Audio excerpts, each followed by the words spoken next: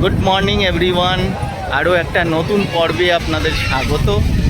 আজকে আমরা রয়েছি নিউ দীঘা বিচে।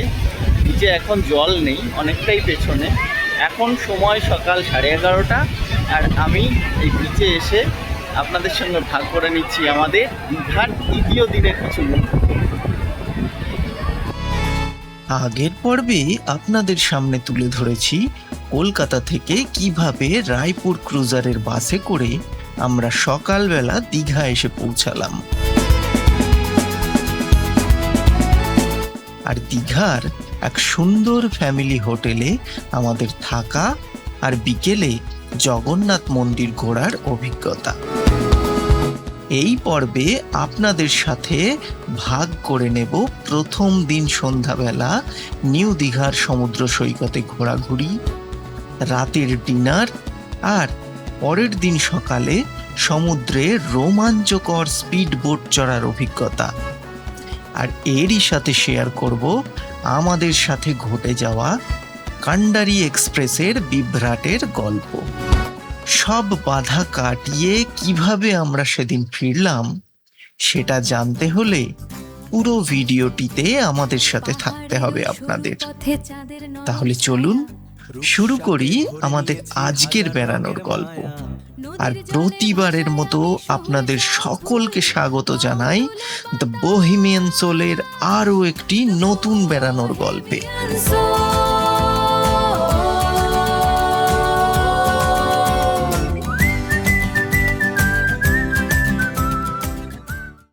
এই আমরা বেরোলাম মন্দির থেকে কিন্তু আমাদের যে হোটেলটা খুব বেশি দূরত্বে নয়, 1.5 কিলোমিটার মতো। পায়ের জোর থাকলে অবশ্যই হেঁটে যেতে পারবেন। আমরাও হেঁটে হেঁটেই যাচ্ছি, কারণ এখানে একটা জিনিস কিন্তু মারাত্মক, সেটা হচ্ছে এই টোটোর ভাড়াগুলো কোনো ঠিক নেই। 100 টাকার নিচেই তো নয়, মানে 1 কিলোমিটার যেতে 100 টাকা ভাড়া দিতে হবে। এরকম হেঁটে হেঁটেই যাচ্ছি, বেশিক্ষণ লাগবে না। এর আগে যতবার এসছি ওল্ড দীঘাতেই থেকেছি। শুধু সকালের দিকে সমুদ্র স্নান করার জন্য নিউ দীঘাতে এসেছি। সেদিক থেকে বলতে গেলে এটা আমাদের প্রথম সন্ধ্যা নিউ দীঘাতে। আমাদের কথা হয়তো কম শোনা যাচ্ছে, তো সমুদ্রের কাছে আসলেই সমুদ্রের যে নোনা বাতাস সেইটা জানান দেয় যে আপনি সমুদ্রের কাছে এসে গেছেন। সেই বাতাসটাই লাগছে চোখে মুখে। তবে আজকে যেহেতু হাওয়াটা অনেক বেশি, ঢেউ কিন্তু বিশাল বড় বড় ঢেউ কিন্তু উঠছে।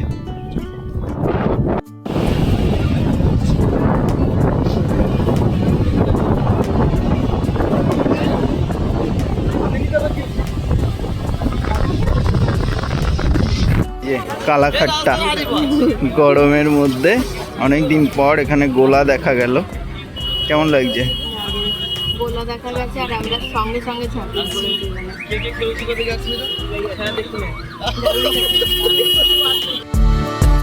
সি বিচটা আমার কাছে ওল্ড দীঘার মতোই ক্রাউডেড লাগলো। এ বিষয়ে আপনাদের মত কি জানাতে ভুলবেন না কিন্তু।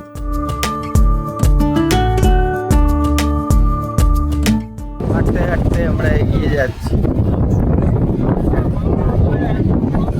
প্রচুর মানে মেলার মতো পুরো একদম জমে উঠেছে, একদম চারিদিকে তুফান। এদিকে এত হাওয়া হচ্ছে, তো ঠান্ডাও নয় গরমও নয়। হাওয়াটা যেমন একটা নোনা নোনা চিপচিপ করছে। আমার চশমার কাছে তো যেন এসে নুন মতো কিছু এসে জমা হয়ে যাচ্ছে, মানে এত হিউমিডিটি।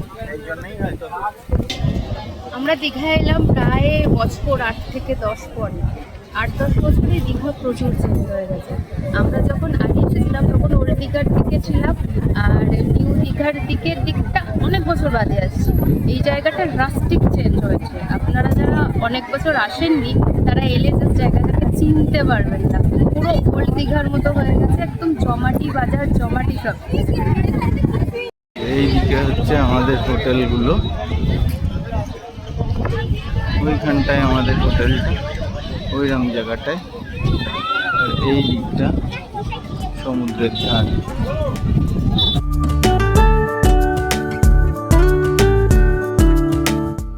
ঘোরাঘুরি শেষ করে আমরা ঘরে চলে এসেছি, আর এখন রাতের ডিনারের টাইম। ডিনারও আমরা ঘরে নিয়ে নিচ্ছি। ডিনারে রয়েছে রুটি, চিকেন কষা আর মিক্সড ভেজ। চিকেনটা কিন্তু দুর্দান্ত খেতে, দারুণ টেস্ট, তবে একটু ঝাল। আর মিক্সড ভেজটাও বেশ ভালো। মোটামুটি এখানে খাবারের কোয়ালিটি দাম অনুযায়ী কিন্তু বেশ ভালো। প্রাইসও ঠিকঠাক আছে, কোয়ালিটিও ভালো, কোয়ান্টিটিও বেশ ভালো। এখানে কিন্তু ট্রাই করা যেতে পারে।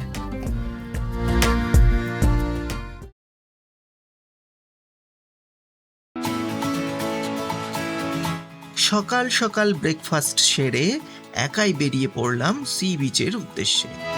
বাইরে প্রচণ্ড গরম, কিন্তু সমুদ্রের ধারে তখন প্রচণ্ড হাওয়া। আর নিউ দীঘার সি বিচে তখন জনজোয়ার লেগেছে।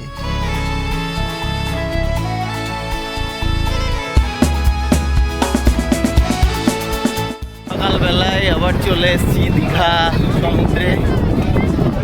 একদম চারিদিকে প্রচুর ভিড় এখন। আর এদিকে দেখুন চারিদিকে, আমার চারিদিকে বিশাল, সবাই সমুদ্রে নেমে পড়েছে। আর এখন জলটা অনেকটা পিছিয়ে গেছে, তো এখন এই বালির ওপরে হেঁটে ঘুরে বেড়ানো যাচ্ছে, বেশ দুর্দান্ত লাগছে। এখানে বোট রাইডের ব্যবস্থা রয়েছে চারিদিকে। এখন সময় 11টা, সাড়ে 11টা বাজে। রোদ রয়েছে কিন্তু এতটা হাওয়া না, বেশ ভালো লাগছে।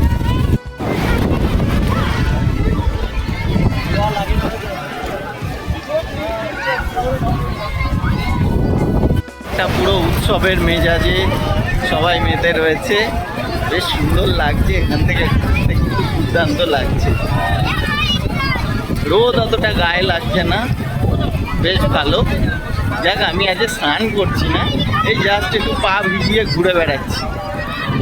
দেখুন পিছনে সমুদ্র কত সুন্দর লাগছে, দুর্দান্ত এক্সপিরিয়েন্স, বেশ ভালো। একাই এসছি আমি এখানে আজকে সকালবেলা, সকালে আর দেবাঞ্জনা বেরোইনি, আমি একাই এখন ঘুরছি। আজ বিকেলে আমাদের ফেরার কথা, আমরা আজ ফিরবো বিকেলবেলায় কান্ডারি এক্সপ্রেসে করে। সেই অভিজ্ঞতাও থাকবে এই ভিডিওর মধ্যে। অলরেডি আমার কাছে মেসেজ চলে এসেছে যে ট্রেন ডিলেট হচ্ছে, রিশিডিউল হচ্ছে। 7:30টায় ট্রেন ছিল, এখন 7:30টার পরিবর্তে 4 ঘন্টা ডিলে হয়ে 11টা 30, রাত 11টা 30-এ মেসেজ এসছে ট্রেন ছাড়ার। দেখা যাক, পরবর্তী অভিজ্ঞতাও আপনাদের সাথে শেয়ার করব, কিভাবে ফিরলাম সেটাও থাকবে এই পর্বে। আশঙ্কার মেঘ তখনই ঘনীভূত হচ্ছিল, কারণ কান্ডারি এক্সপ্রেসের ডিলে আর বাতিল হওয়া প্রায় নিত্য নৈমিত্তিক ঘটনা। আমরা দুজন হলে চিন্তার কোনো অবকাশ থাকতো না, কিন্তু সঙ্গে ছিল বাবা মা, এবং তাদেরও শরীর বেশ অসুস্থ। অবশেষে কি ঘটেছিল দেখতে ভিডিওটা কিন্তু পুরো দেখতে অনুরোধ করছি। এখানে এই বোটগুলো করে নিয়ে যাওয়া হয়, ইচ্ছা আছে একবার, যদি সম্ভব হয় আপনাদের দেখাবো।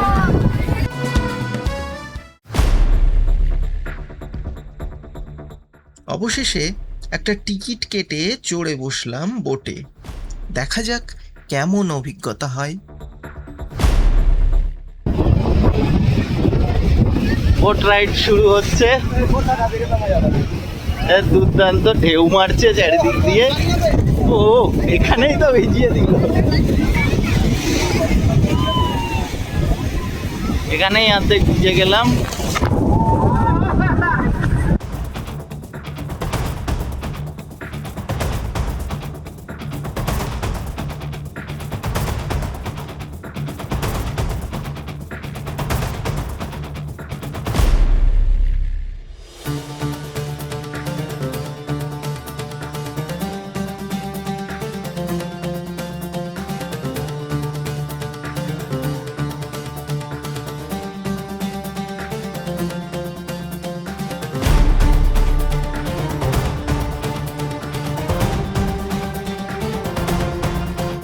সব মিলিয়ে মোট 7-8 মিনিটের এই বোট রাইড ছিল বেশ রোমাঞ্চে ভরা। ঢেউয়ের উপর থেকে যখন বোট নিচে পড়ছিল তখন বেশ ঝাঁকুনি লাগছিল। আমার মতে বয়স্ক যারা শারীরিকভাবে সুস্থ নন তারা এই বোট রাইড এড়িয়ে চলতে পারেন।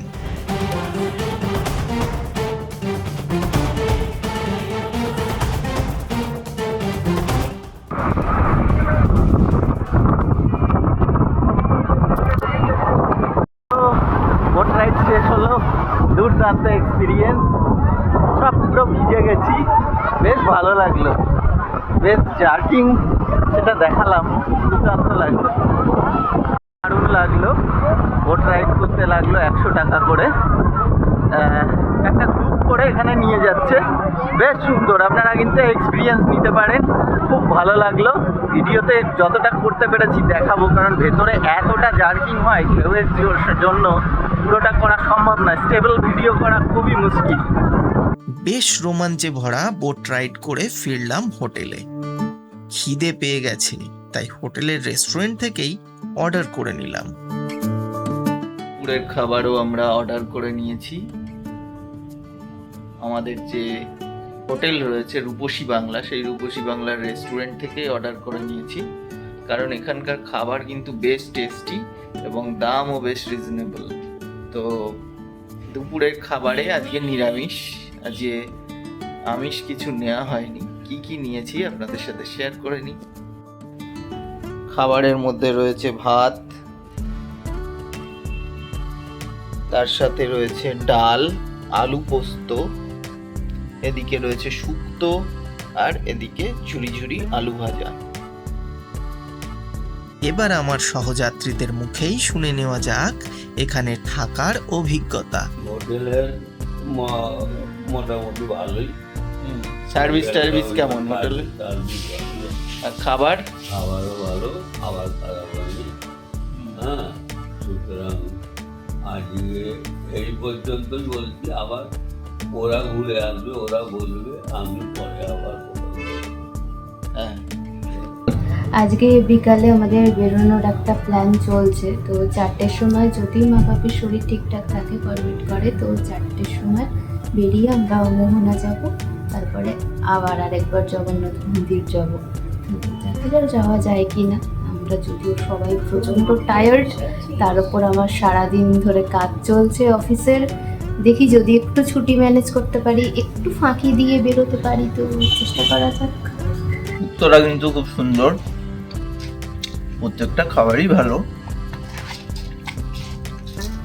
তো সজনের ডাঁটা, আলু, বেগুন সবই রয়েছে।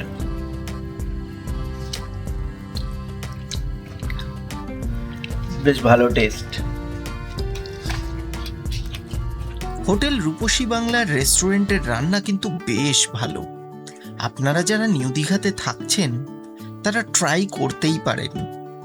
বেশ সুস্বাদু এবং দামও বেশ পকেট ফ্রেন্ডলি।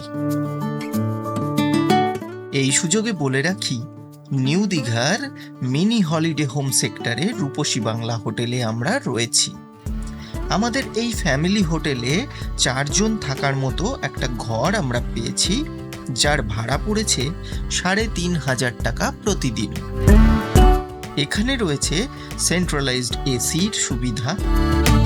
এখানে আমি যোগাযোগের নাম্বার দিয়ে দিচ্ছি, যদি প্রয়োজন হয় কন্ট্যাক্ট করে নিতে পারেন।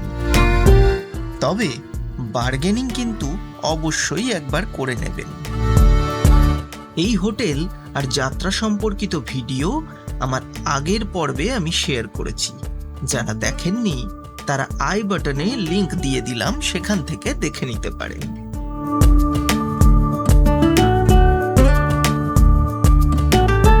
খাওয়া শেষ করে একটু বিশ্রাম, তারপরেই বেরিয়ে পড়লাম মোহনার উদ্দেশ্যে। যেহেতু ট্রেন রিশিডিউল হয়ে রাত 11টাই হয়ে গেছে, তাই ভাবলাম সন্ধ্যা পর্যন্ত ঘুরে আমরা হোটেলে ফিরবো, তারপর ডিনার সেরে ট্রেনে উঠব। কিন্তু তখনও জানি না কতটা দুর্ভোগ আমাদের জন্য অপেক্ষা করছে। যাই হোক, আশঙ্কাকে দূরে সরিয়ে আমরা একটা টোটো রিজার্ভ করে চললাম মোহনার উদ্দেশ্যে।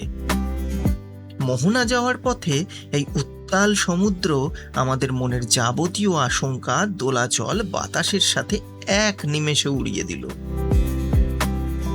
কেমন লাগছে আমাদের গল্প? একটা লাইক তো পেতেই পারি নাকি? যারা প্রথমবার আমাদের দেখছেন অবশ্যই সাবস্ক্রাইব করতে ভুলবেন না কিন্তু।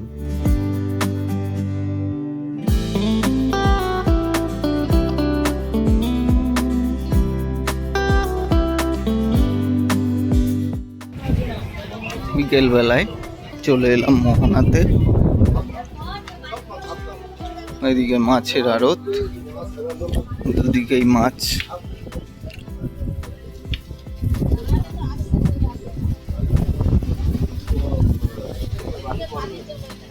এখান থেকেই শুরু হলো বিপত্তি। মোহনার সেই বিখ্যাত মিলনস্থল যাওয়ার এই যে সরু রাস্তা, তার ডান পাশে উঁচু করে রাখা বালি, আর সেই বালি হাওয়ায় উড়ে এক ভয়ানক পরিস্থিতি সৃষ্টি করছে। প্রাথমিক ধারণা না থাকায় ভেবেছিলাম খুব বেশি বালি হবে না, কিন্তু মাঝখানে গিয়ে পড়লাম মহা বিপদে। পুরো মাথা থেকে সারা গা ভর্তি হয়ে গেল বালিতে। সে এক শ্বাসরুদ্ধকর পরিস্থিতি যাকে বলে।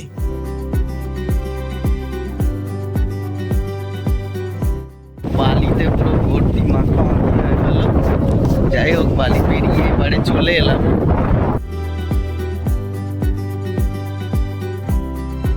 বালি পেরিয়ে এসে যা দেখলাম, সব আক্ষেপ দূর হয়ে গেল। একদিকে উত্তাল সমুদ্র, অন্যদিকে চম্পা নদী এসে মিশেছে, আর তারই মাঝখানে আমরা এখন রয়েছি।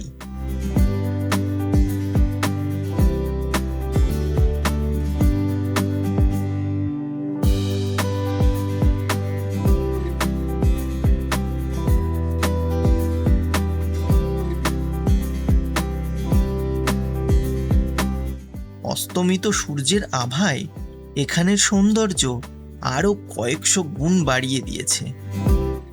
তবে আপনাদের জন্য সাবধান বাণী, যাদের ডাস্ট অ্যালার্জি আছে তারা মোটেও এখানে যাওয়ার চেষ্টা করবেন না, যতদিন না এই বালি সরানো হচ্ছে ততদিন।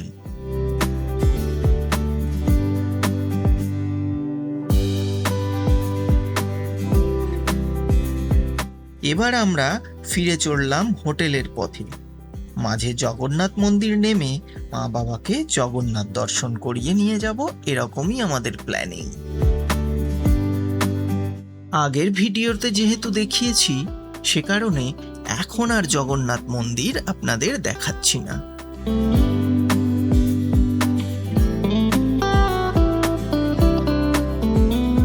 রাতের খাওয়া দাওয়া কমপ্লিট আমাদের, আর গোছগাছও একদম শেষ। এবার আমাদের ফেরার টাইম হয়ে গেছে। যদিও ট্রেনের টিকিট বুক করেছিলাম, কিন্তু অ্যাট লাস্ট ট্রেন ক্যান্সেল করতে হলো। তার কারণ কান্ডারি এক্সপ্রেস রিশিডিউল করতে করতে সেটা রাত 2টোয় গিয়ে পৌঁছেছে। এখন আদেও ট্রেন আসবে কি না সে বিষয়েও নিশ্চিত নই আমরা। সেই জন্যে ট্রেন ক্যান্সেল করে সকাল সকাল আমাদের পৌঁছাতে হবে। সেনমিতা পরিবহনের বাস বুক করেছি রেড বাস থেকে। চলুন দেখা যাক সেই জার্নি কেমন হয়। এইখান থেকেই ছাড়বে, নিউ দীঘা থেকে। ঘড়িতে সময় এখন রাত 11:30।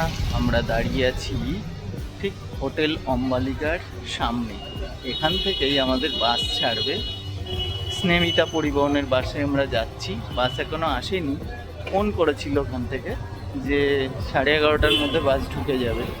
11:35 টাইম। দেখা যাক কখন বাস আসে, আর জার্নিটা কেমন হয় সেটাও দেখাবো। সেদিন আর রিস্ক না নিয়ে আমরা স্নেমিতা পরিবহনের বাসে ফেরার সিদ্ধান্ত নিয়েছিলাম।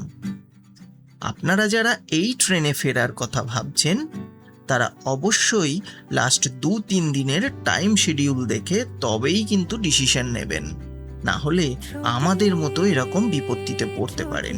বিশেষ করে সাথে যদি বয়স্ক মানুষ থাকে তাহলে তো অবশ্যই এই কথাটা মাথায় রাখবেন। বাসে উঠে বসে গেছি। 2:1 সিটিং রেশিও রয়েছে এখানে। এমনি ভালো, মোটামুটি লেগ পেছনে এদিকে একটা, এদিকে দুটো, এইভাবে রয়েছে পুরো ব্যাকটা। ওপরে স্লিপার সিটার, এটা স্লিপার সিটার, মানে ওপরে স্লিপার রয়েছে, নিচে সিটার। আর এখানে একটা প্রবলেম একটাই, সিট নাম্বারগুলো ঠিক করে মেনশন করা নেই। স্লিপারের সিট নাম্বার উপরে মেনশন করা রয়েছে, নিচেই ফিক্সড কোনো নাম্বার দেওয়া নেই, নিচেই লেখা, ওগুলো দেখে দেখে বুঝতে হবে।